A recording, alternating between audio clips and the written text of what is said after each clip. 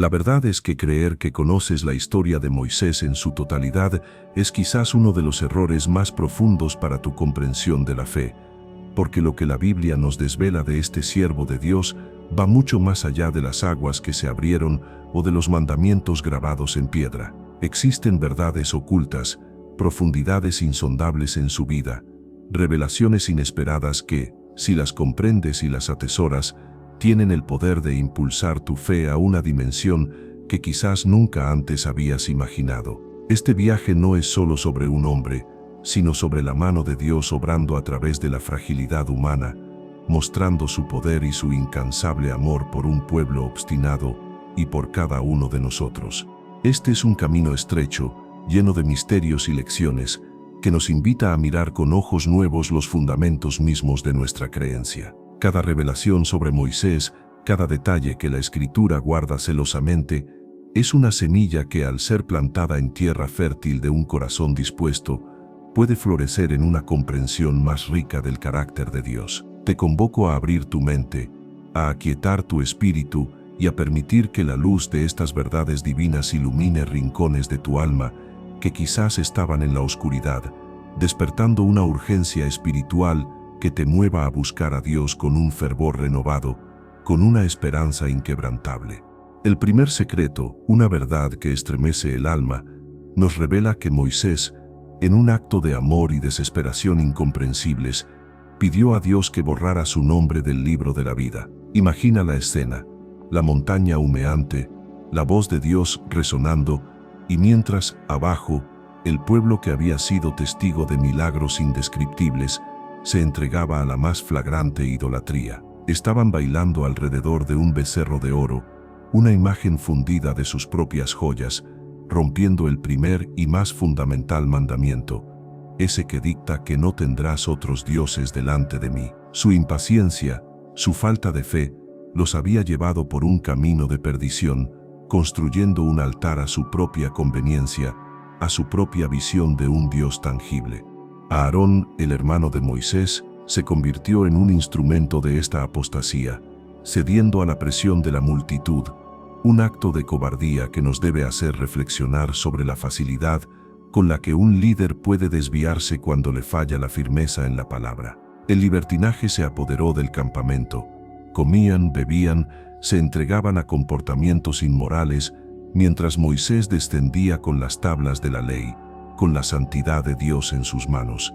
Cuando Moisés vio la magnitud de la traición, su justa ira fue como un fuego purificador que consumió su paciencia, rompiendo las tablas de piedra como testigo mudo de la infidelidad que ya se había consumado en los corazones del pueblo. Fue entonces, con el corazón destrozado y el espíritu turbado, que Moisés volvió a la presencia de Dios, no para acusar, no para condenar sin más, sino para interceder con una pasión desbordante, con un amor sacrificial que trasciende la lógica humana. Exclamó: «Oh, este pueblo ha cometido un gran pecado. Se han hecho dioses de oro, pero ahora, por favor, perdona su pecado, y si no, bórrame del libro que has escrito». Esta súplica, hermanos y hermanas, no es un mero ruego, es un clamor desgarrador que revela el corazón de un verdadero pastor, dispuesto a dar su propia vida, su propia salvación, por la redención de sus ovejas perdidas.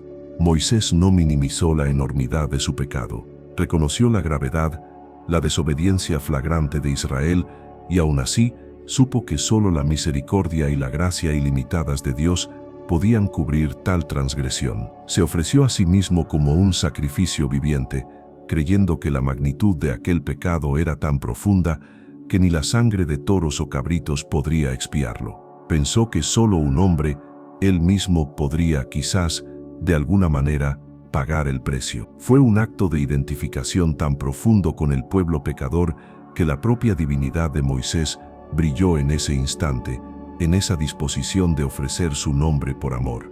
La respuesta de Dios a esta audaz petición fue un no, pero no un no de rechazo, sino un no que revelaba un plan aún más grande, una gracia aún más profunda. Dios le dijo: «Al que haya pecado contra mí, a ese lo borraré de mi libro». Y en esa declaración, hermanos, podemos ver una prefiguración asombrosa del verdadero sacrificio, el de uno mayor que Moisés, de aquel que sí daría su vida, su sangre, su nombre por los pecados de toda la humanidad. Jesús, el Mesías, tendría ese mismo corazón sacrificial, esa misma disposición a ser borrado, a ser herido, para que nuestros nombres, los tuyos y los míos, fuesen escritos en el libro de la vida eterna. Dios, en su infinita sabiduría y misericordia, prometió perdonar a la nación, pero se reservó el derecho de juzgar individualmente a aquellos que persistieran en su pecado, mostrando que la gracia no es una licencia para el libertinaje, sino una invitación a la transformación. La promesa divina: ahora pues, ve, guía al pueblo al lugar del que he hablado. Mi ángel irá delante de ti. Fue una reafirmación de su fidelidad, una garantía de su presencia, incluso en medio de la rebeldía. Esta es una verdad que debe encender un fuego en tu alma. Dios nunca abandona a los suyos, aun cuando tropiezan, aun cuando caen. Su mano redentora siempre está extendida. Ahora, escucha bien porque esto es crucial. El segundo misterio nos lleva a una de esas paradojas que solo la fe puede desentrañar. Moisés y el ídolo de Nehustán, la serpiente de bronce que pasó de ser un instrumento de sanidad divina a un objeto de oscura adoración. Después de ser liberados de la esclavitud en Egipto, los israelitas, en su peregrinaje por el desierto, nuevamente cayeron en el lamentable ciclo de quejarse contra Dios y contra Moisés. Su ingratitud era un veneno más mortal que cualquier serpiente, y como respuesta a su rebelión, Dios envió entre ellos serpientes ardientes que mordían y mataban a muchos, un recordatorio amargo de la fragilidad de la vida y de la seriedad del pecado. En medio de esta terrible plaga, el pueblo clamó a Moisés, buscando auxilio, y Moisés, con su corazón de pastor, intercedió por ellos ante Dios. La respuesta divina fue una instrucción peculiar: hazte una serpiente ardiente y ponla sobre un asta, y cualquiera que fuere mordido y mirare a ella, vivirá. Así, Moisés levantó una serpiente de bronce, un símbolo paradójico de muerte que se convirtió en un canal de vida, una manifestanza del poder de Dios para sanar a los arrepentidos. Quien miraba, con fe, era sanado. Quien se aferraba a la visión, encontraba la misericordia, la curación en medio de la agonía y la desesperación de la serpiente mortal.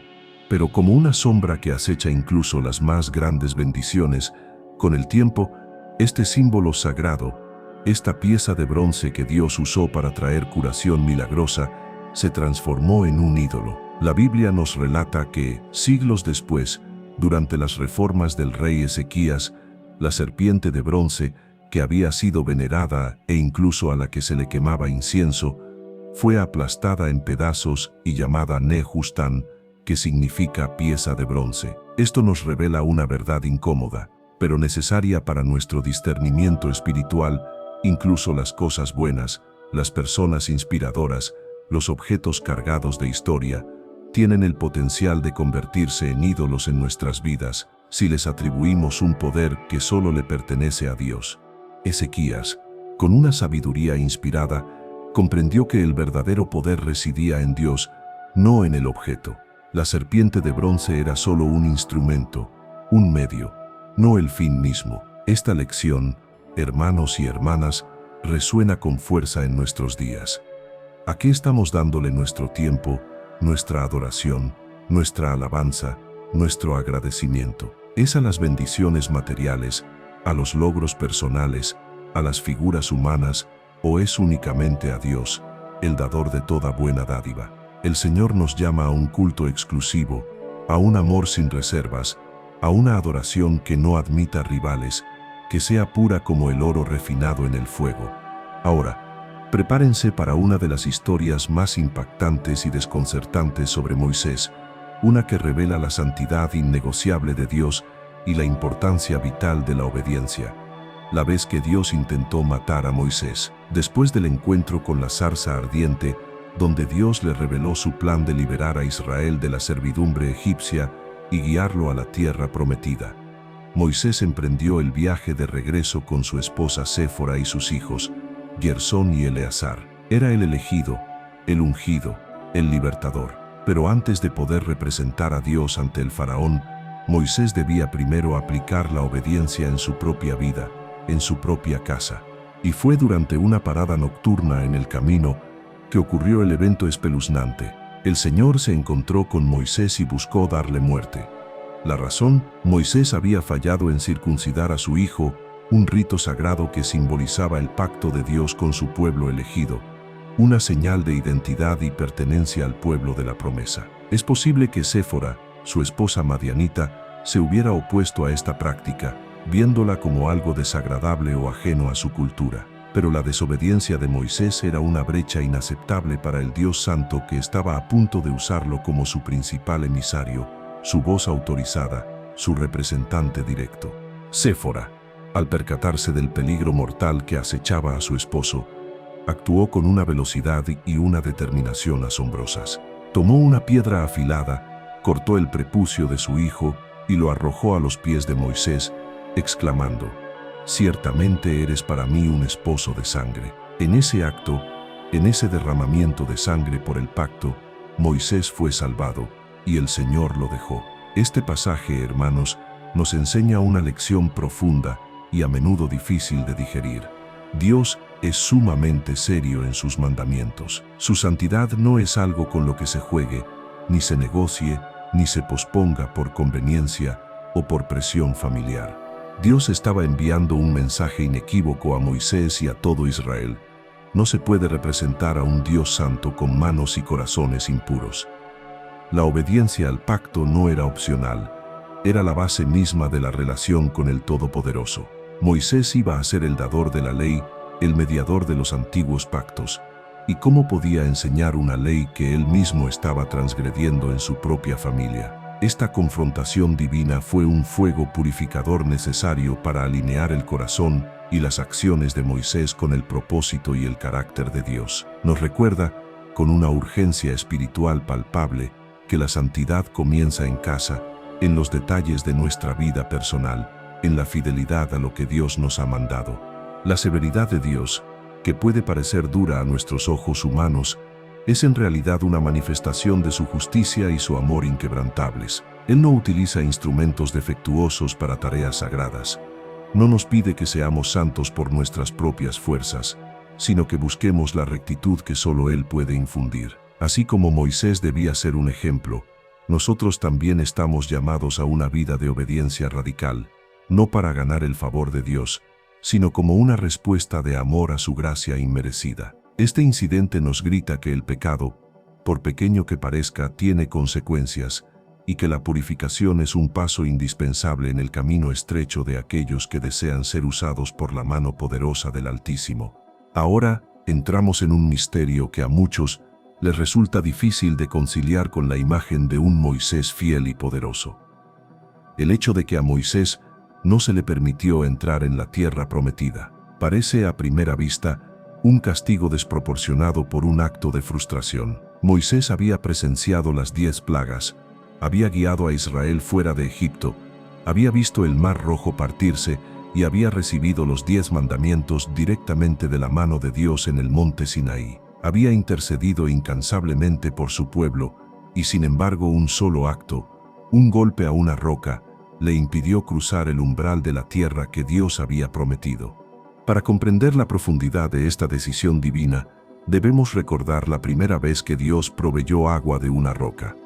En Éxodo 17, el pueblo se quejó amargamente por la falta de agua, desafiando tanto a Moisés como al mismo Señor.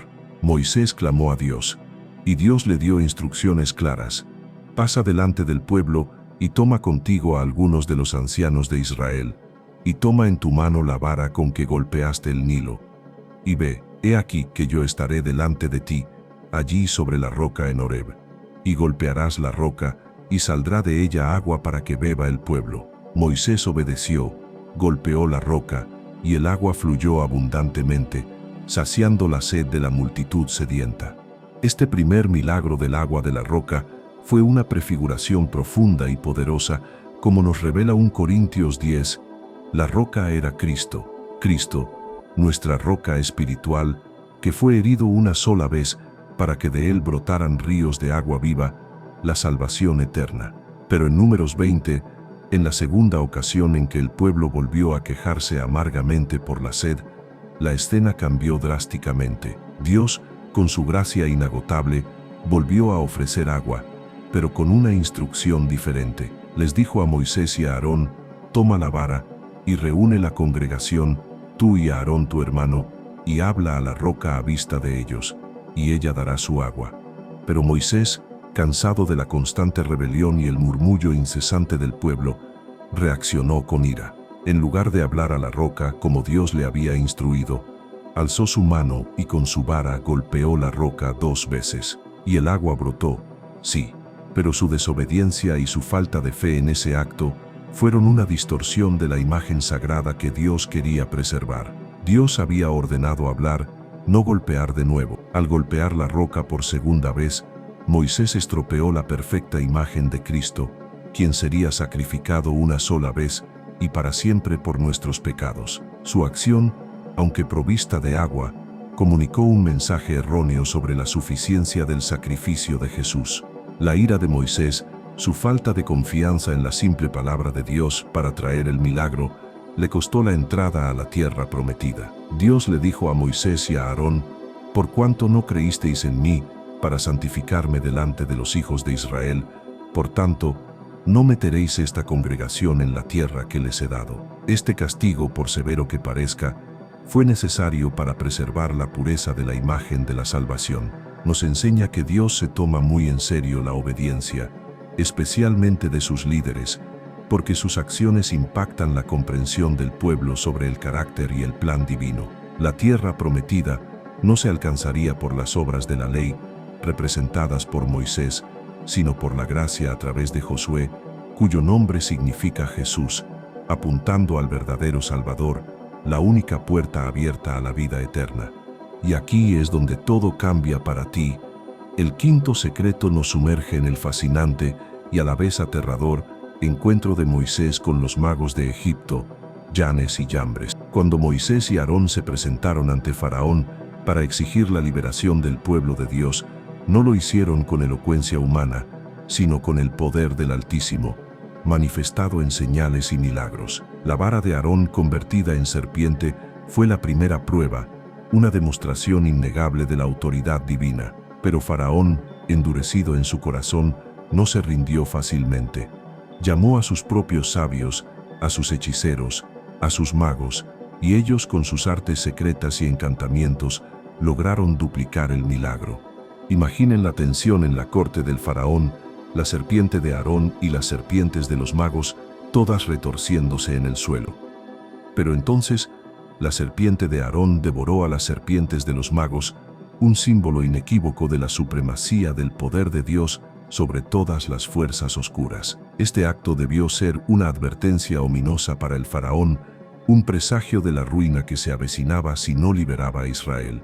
Pero el corazón del faraón se endureció aún más, su orgullo ciego a la verdad innegable que se desplegaba ante sus ojos. El maligno, a través de sus siervos, puede imitar, puede engañar, puede ofrecer una superficie de poder, pero nunca la esencia, nunca la plenitud de la gloria divina. Los magos de Faraón lograron replicar las 2 primeras plagas, convirtieron el agua en sangre y conjuraron ranas.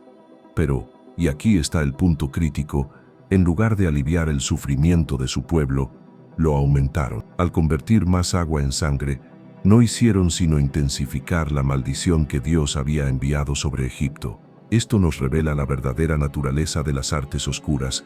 No buscan el bienestar, sino la demostración de un poder superficial, un engaño que solo trae más miseria. No había en ellos misericordia, ni compasión, solo una desesperada necesidad de mantener la apariencia de control, de igualar el poder de Moisés, aunque fuera a costa de su propio pueblo.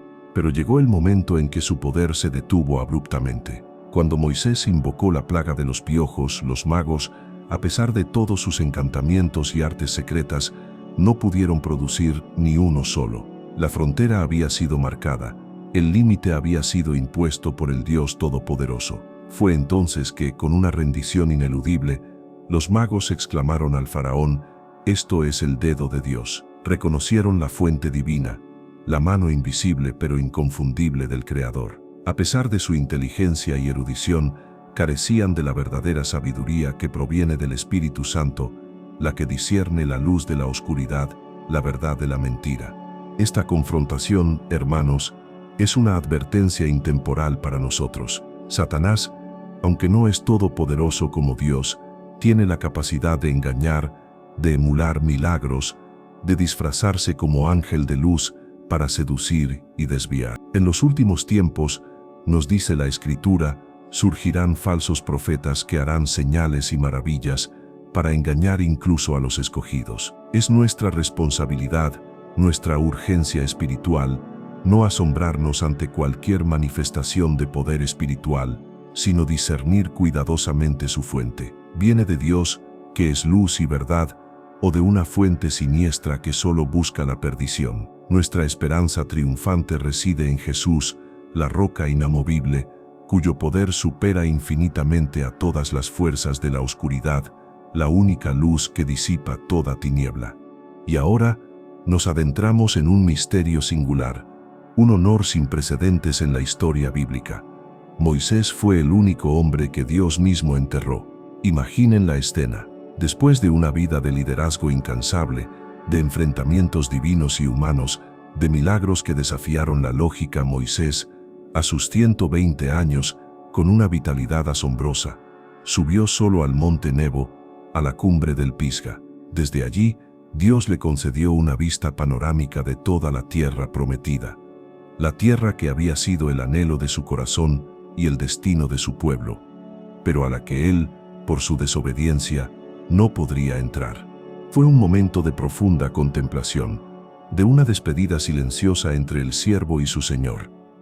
Moisés, el siervo de Jehová, un título de honor que ejemplificó con cada fibra de su ser, estaba a punto de cerrar los ojos a este mundo. Su vida fue un testimonio de obediencia, de lealtad inquebrantable a la causa de Dios, de una fe firme en la palabra divina. No lo vemos abrumado por la autocompasión o la amargura.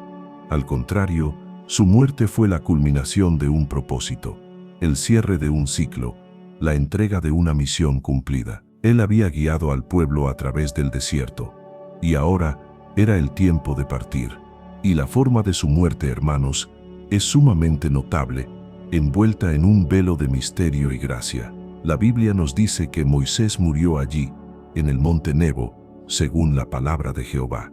Y luego en Deuteronomio 34:6 viene la declaración que nos deja sin aliento: y lo enterró Dios en el valle en la tierra de Moab, frente a Bet-peor, y hasta hoy nadie sabe dónde está su sepulcro. ¿Puedes comprender la magnitud de esto? El Creador del universo, el Todopoderoso, el Rey de Reyes, tomó personalmente el cuerpo de su siervo y le dio sepultura, el único hombre en toda la Escritura con tal distinción. Este acto de Dios, de sepultar a Moisés en un lugar desconocido, no fue un mero detalle, fue una decisión divina con un propósito trascendente, un acto de amor y protección. Dios, en su infinita sabiduría, sabía que si el lugar de la tumba de Moisés hubiese sido revelado, se habría convertido en un santuario, en un lugar de adoración idolátrica, un punto de peregrinación donde la gente buscaría al siervo en lugar de al Señor. Habrían erigido monumentos, habrían desviado su mirada del único digno de alabanza y honra. Dios, en su celo santo, ocultó la tumba para que toda la gloria, toda la adoración, continuara siendo dirigida únicamente hacia Él, el dador de toda vida y de toda esperanza.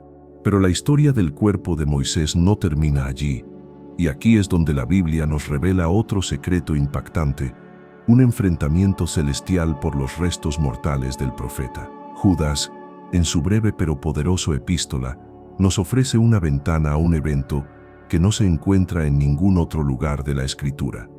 Un detalle que añade una capa de asombro y de urgencia espiritual a la vida de Moisés. En Judas 9 leemos: pero cuando el arcángel Miguel contendía con el diablo, disputando sobre el cuerpo de Moisés, no se atrevió a proferir juicio de maldición contra él, sino que dijo: el Señor te reprenda. Imaginen la escena, hermanos y hermanas. El arcángel Miguel, uno de los seres celestiales más poderosos, librando una batalla espiritual con Satanás, el acusador, por el cuerpo de Moisés. ¿Por qué tal disputa? Aunque la Escritura no nos da todos los detalles, no es difícil inferir la intención del adversario. Satanás, el maestro del engaño y la perversión, probablemente deseaba conocer el lugar de sepultura para precisamente transformarlo en un foco de adoración idolátrica, para desviar la fe de Israel, para corromper la pureza del culto.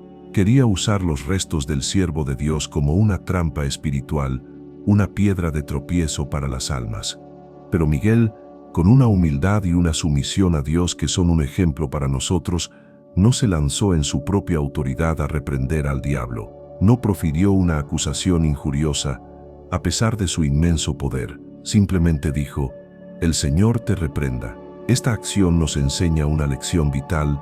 La verdadera autoridad y poder provienen de Dios, y aun los seres celestiales más elevados se someten a su soberanía. La fuerza no radica en nuestra propia capacidad para confrontar, sino en invocar el poder y la autoridad del Altísimo. Esta batalla por el cuerpo de Moisés es un recordatorio de que la lucha espiritual es real, que las fuerzas del bien y del mal están en constante contienda, y que la protección divina se extiende incluso más allá de la muerte física.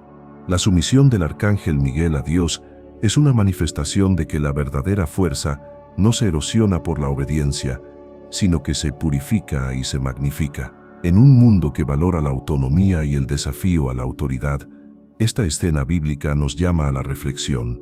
¿Dónde ponemos nuestra confianza? ¿En nuestra propia fuerza o en la autoridad soberana de Dios? Satanás busca desviar, corromper, usar lo bueno para fines perversos, pero la providencia de Dios es como un fuego protector que custodia sus propósitos y a sus siervos, aún en el silencio de una tumba oculta. Es una invitación a la humildad y a la dependencia total de la luz que emana de Dios. Ahora, hermanos y hermanas, llegamos a uno de los encuentros más emocionantes de toda la Biblia. Un secreto que une el Antiguo y el Nuevo Testamento de una manera espectacular. Moisés se encuentra con Jesús. Después de siglos de la muerte misteriosa y el entierro divino, Moisés reaparece junto a Elías en la transfiguración de Jesús. Este evento, descrito en los Evangelios, es una prueba innegable de la divinidad de Cristo y un momento cumbre en la revelación de su identidad y su misión mesiánica. Jesús llevó a sus discípulos más cercanos, Pedro, Santiago y Juan, a una montaña alta, y allí su apariencia se transformó, radiante.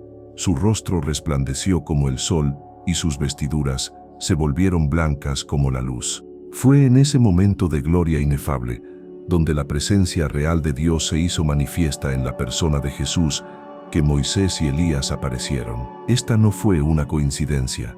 Su presencia simbolizaba la ley y los profetas, los pilares mismos del Antiguo Testamento, dando testimonio contundente de que Jesús es el Mesías, aquel que cumple todas las promesas y profecías. Moisés, el dador de la ley, y Elías, el más grande de los profetas carismáticos, se postraron figurativamente ante la majestad de Jesús, mostrando que su obra, sus vidas, sus enseñanzas, eran meramente un preparativo, una senda estrecha que conducía inexorablemente al Hijo encarnado de Dios.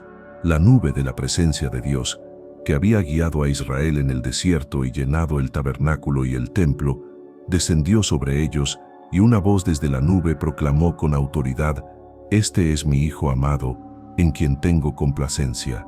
A él oíde». Los discípulos, sobrecogidos por la gloria, cayeron rostro en tierra. Este momento fue una revelación explícita. Jesús es superior a Moisés, superior a Elías, superior a toda la ley y a todos los profetas. Su mensaje, su persona, su autoridad son la culminación de toda la revelación divina. Nos exige, con una urgencia espiritual palpable, escucharle a Él, y solo a Él, como la máxima autoridad para nuestra vida y nuestra fe. Cuando los discípulos levantaron la vista, ya no vieron a Moisés ni a Elías, solo vieron a Jesús. Esta visión es una enseñanza poderosa para cada uno de nosotros. Nuestra atención debe estar únicamente en Jesús, el autor y consumador de la fe. Moisés y Elías habían cumplido su propósito al preparar el camino, al apuntar hacia el Mesías. Ahora, toda la luz se concentra en Cristo, la puerta abierta a la salvación, la semilla que florece en vida eterna. Esta experiencia transformadora no solo validó la identidad de Jesús para los discípulos, sino que nos llama a nosotros a una conexión espiritual profunda con Él, a reconocerlo como la única respuesta, la única esperanza en un mundo lleno de confusión y de voces que buscan desviarnos. Escribe en los comentarios: yo quiero conocer más de la palabra. Si hoy sentiste un llamado, si esta revelación sobre Moisés y Jesús encendió un fuego en tu corazón.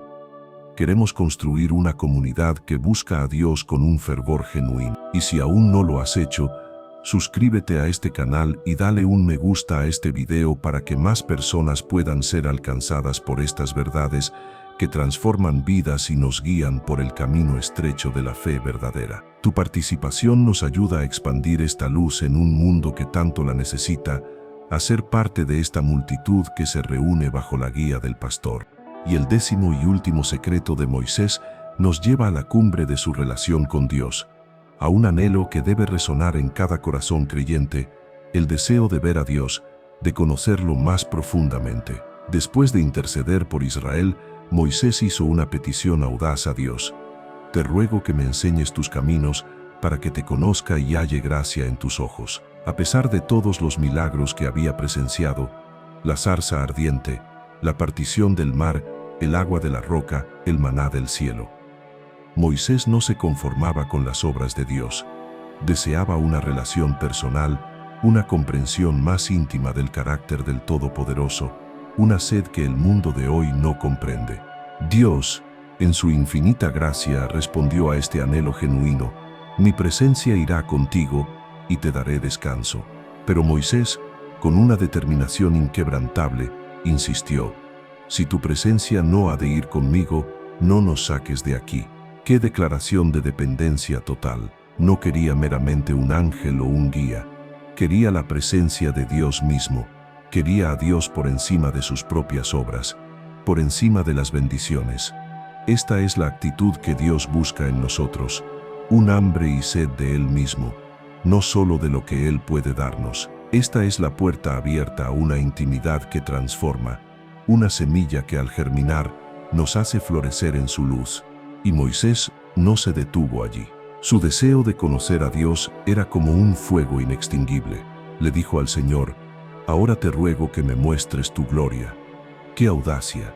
Quería una manifestación visible, una revelación profunda del Dios invisible. Dios, en su misericordia, respondió: haré pasar toda mi bondad delante de ti, y proclamaré el nombre de Jehová delante de ti, pero no podrás ver mi rostro, porque no me verá hombre, y vivirá. Dios se reveló a Moisés en su bondad, en su misericordia y en su gracia, proclamando su carácter: Jehová, Jehová, fuerte, misericordioso y piadoso, tardo para la ira, y grande en benignidad y verdad.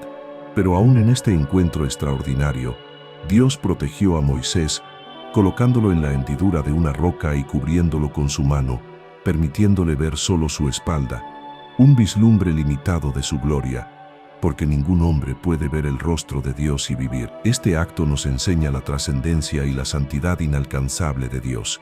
Sin embargo, incluso esta exposición limitada tuvo un efecto profundo. El rostro de Moisés brilló literalmente con la gloria divina, un reflejo de la santidad del encuentro, una luz en la oscuridad del desierto. Esta experiencia nos invita a anhelar más de Dios, a buscar su rostro con un corazón sediento, a no conformarnos con meras apariencias religiosas o con la superficialidad de las tradiciones.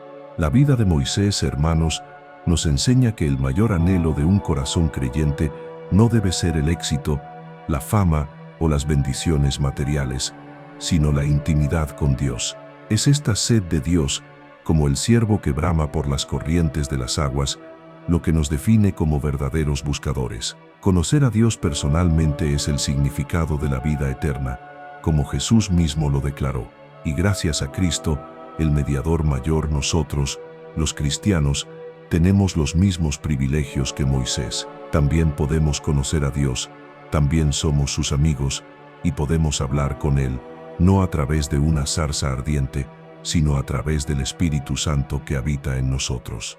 El secreto de Moisés, estas 10 verdades profundas, no son solo historias antiguas, son faros de luz que iluminan nuestro camino estrecho hacia Dios. Nos invitan a la reflexión, a la autoexaminación, a una urgencia espiritual de vivir una vida de obediencia radical, de adoración sin reservas, de anhelo insaciable por la presencia de Dios. Son un llamado a dejar de lado la impaciencia que nos lleva a construir ídolos, a resistir las fuerzas oscuras que imitan la verdad, a perseverar en la fe, incluso cuando el camino se torna difícil. La vida de Moisés es un testimonio de la misericordia inquebrantable de Dios, un fuego que nos guía, una promesa de que Él siempre está con nosotros, incluso más allá de la muerte. Así que, levántate y actúa. Reflexiona sobre estas revelaciones. ¿Hay algo en tu vida que ha tomado el lugar de Dios, convirtiéndose en un ídolo de bronce? ¿Estás realmente escuchando la voz de Jesús, la máxima autoridad, o te distraen otras voces? ¿Anhelas la presencia de Dios con la misma pasión que Moisés? Deja que este mensaje siembre en ti una semilla de fe que florezca en una vida de propósito y de conexión profunda con el pastor de nuestras almas.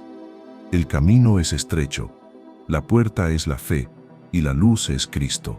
Si este mensaje tocó tu corazón y encendió un nuevo fuego en tu fe, déjalo abajo en los comentarios. Queremos leer tu testimonio. Comparte este video con alguien que necesite esta luz en su oscuridad. Y si no lo has hecho ya, te invito de corazón a suscribirte y a unirte a esta comunidad de hombres y mujeres que buscan a Dios cada día con un corazón abierto y dispuesto. Juntos, continuaremos explorando las profundidades de la palabra, descubriendo enseñanzas bíblicas que transforman vidas y nos acercan más al corazón de nuestro Salvador. Que la gracia y la paz de nuestro Señor Jesucristo sean contigo. Amén.